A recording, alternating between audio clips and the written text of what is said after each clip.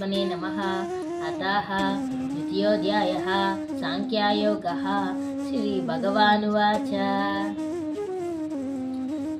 అవ్యక్తోయమచింత్యోయం అవికార్యోయముచ్యతే తస్మాదేవం విదిత్వైనం నానుశోచితుమర్హసి. తాత్పర్యం: శ్రీకృష్ణ పరమాత్మ ఆత్మ గురించి ఇంకా వివరంగా చెప్తున్నారు. ఏమని చెప్తున్నారంటే, ఈ ఆత్మ ప్రకటితం కానిది, అదేవిధంగా ఆలోచనలతో తెలుసుకోలేది. అంటే ఆలోచించి తెలుసుకోలేమన్నమాట. ఏ విధంగా అంటే, మనం దేన్నైనా ఆలోచించేటప్పుడు, ఏదో ఒక విషయం గురించి ఆలోచించేటప్పుడు మనం దాన్ని మాటలతో చెప్తాము. ఆ విధంగా మనం ఆత్మ గురించి ఆలోచించి దాన్ని మాటల్లో వివరించలేము. ఎందుకంటే ఆత్మ అనేది ఈ విధంగా ఉంటుంది, ఈ విధంగా ఉండదు అని చెప్పేసి మనం చెప్పలేము. ఎందుకంటే ఆత్మ అనేది ఒక పదార్థంతో నిర్మితమై లేదు.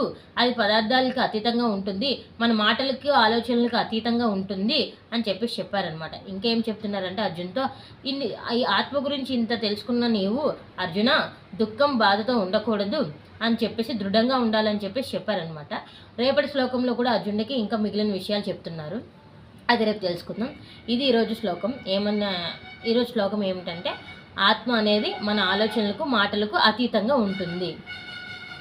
ఇది ఈరోజు శ్లోకం యొక్క తాత్పర్యం.